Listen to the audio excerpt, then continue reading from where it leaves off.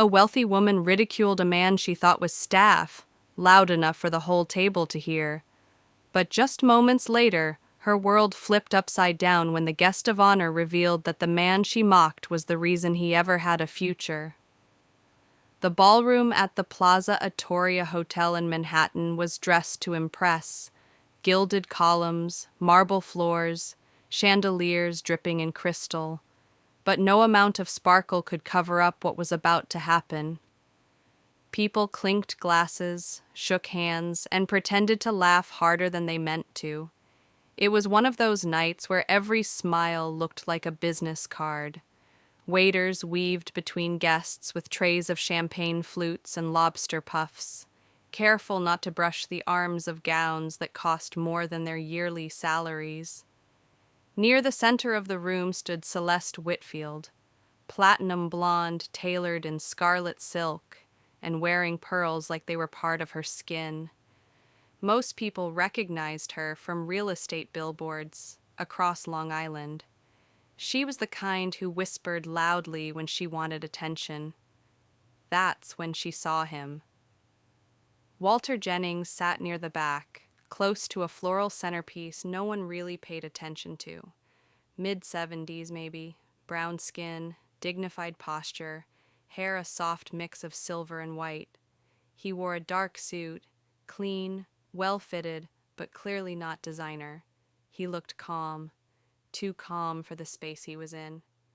Celeste raised an eyebrow, tilted her head, and nudged the woman next to her. "Who let the waitstaff sit in the guest section?" she said, loud enough to slice through the music. A few guests nearby froze. One man glanced at Walter, then quickly turned back toward the bar. Someone let out an awkward, half-hearted laugh. Walter didn't flinch. He heard her, no doubt.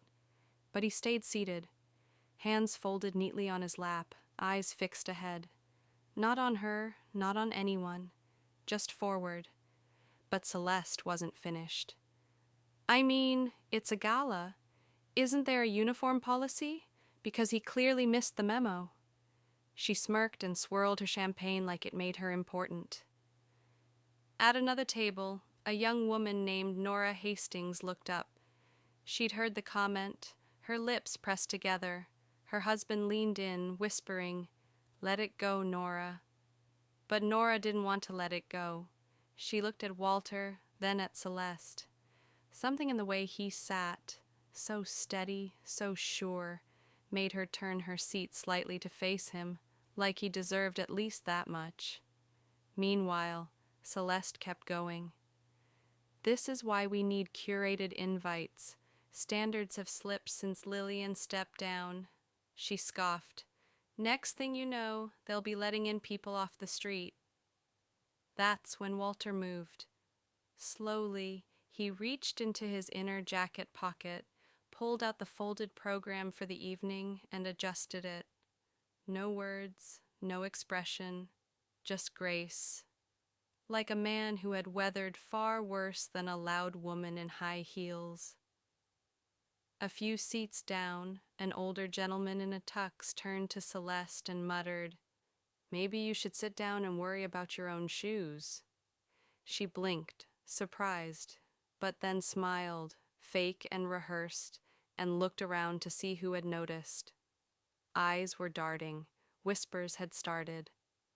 Walter remained still. The MC tapped the mic and asked for everyone's attention. He thanked the guests for supporting the St. Elias Foundation. Applause followed. Glasses clinked, but the room felt different now. The moment had landed, even if no one wanted to name it. And Walter's silence had said more than Celeste's words ever could. But the night wasn't done showing people who Walter Jennings really was. Years ago, he was known as Walt the Keys in a little jazz bar in Baton Rouge. Back when the city hadn't yet been swallowed by parking decks and hotel chains, he played piano like it was part of his soul. People used to say his left hand told stories, and his right hand answered back. But life changed, as it does. He moved to Newark in '73 with his young wife, Lillian, after a flood destroyed their apartment. No insurance, no family to lean on, just a suitcase each and a baby on the way. The music had to stop. Bills don't accept melodies. He worked nights cleaning offices, then sweeping floors at a college. Eventually, he became a janitor at the St. Elias Children's Hospital and stayed there for 31 years. He was never late, never missed a shift, except the morning Lillian passed away. Even then, he called in to apologize. At the gala, Celeste still hadn't connected the dots. To her, Walter was just someone who didn't belong. But near the catering table, a retired nurse named Patrice Duval recognized him instantly. She hadn't seen him in years, but she remembered the way he'd hum soft jazz while sweeping the pediatric wing, the way he'd bring coloring books out of his own pocket for kids in waiting rooms, the warm socks he'd bring from home when supplies ran low. She crossed the room slowly. "Mr. Jennings," she said. He turned, surprised. "Patrice?" They hugged. No fanfare, just quiet warmth. Eyes around the room began to shift. Conversations lowered. Some people started connecting the pieces. But not Celeste. She was still busy scanning the room for someone more important to talk to. That's when the keynote speaker arrived. Tall, sharp suit, calm confidence. Walter smiled softly because that was his son. Dr. Ellis Jennings, Harvard graduate, board-certified cardiothoracic surgeon, and recipient of the Humanitarian Medical Achievement Award. Ellis stepped onto the stage. People leaned in. Celeste, finally impressed, whispered, "Now that's someone who matters." But she didn't know yet what he was about to say. "I've received awards before," Ellis began, "but this one's personal." He scanned the crowd and locked eyes with Walter. "My father worked nights at St. Elias. Some of you met him tonight. He's sitting near the back." Heads turned. Celeste frowned, confused. "My dad scrubbed floors while I studied chemistry. He sold his car to buy my books. He never asked for praise, just gave everything." Then Ellis stepped aside and said, "Ladies and gentlemen, Walter Jennings, the reason I'm standing here." Silence. Not from disrespect, but from reverence. Celeste stared. Recognition and regret crept over her face. Her earlier words still hung in the air, too late to take back. Ellis continued, "Every life I've helped save is because someone else gave up everything for me."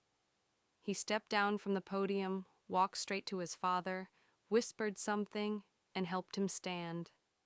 The applause rose, not polite, but powerful. Walter didn't raise his arms. He just placed a hand on his son's shoulder and gave a soft smile.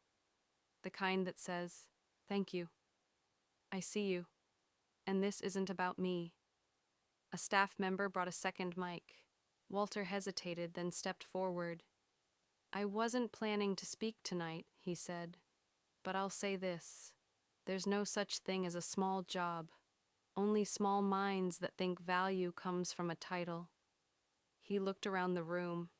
"I cleaned floors so my son could walk across them in confidence. I sacrificed, not because I had to, but because I wanted to. And I never saw that as weakness." He found Celeste in the crowd, not with anger, just truth. A man's worth isn't decided by who notices him. It's shown in what he builds. He stepped back.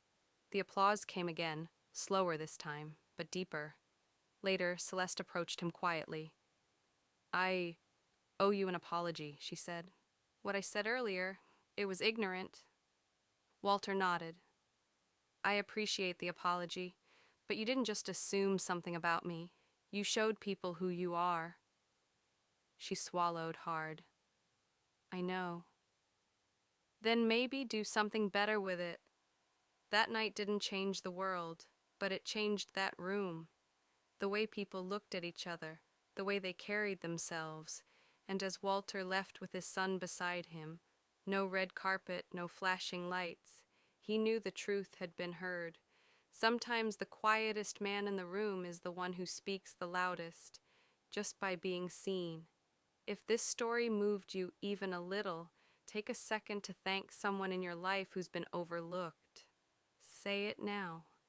And if you want more stories like this, stories that remind us who we are and who we ought to be, subscribe to the Story Hub and press the bell icon so you never miss a moment that matters.